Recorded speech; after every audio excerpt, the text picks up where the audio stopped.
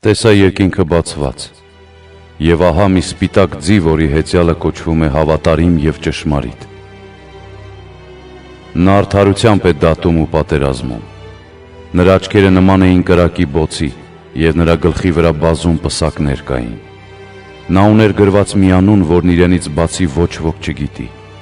եւ իր վրա գցել էր արյունով ներկված մի զգեստ։ Նրա անունն էր Բանն Աստծու։ Եվ երկնքի զորավարներն ու երկնքի զորքերը, ձիեր հեծած եւ մաքուր ու սպիտակ բեհեզներ հագած, գնում էին նրա հետևից։ Նրա բերանից ելնում էր սրած սուր, որպեսզի նրանով հարվածի ազգերին,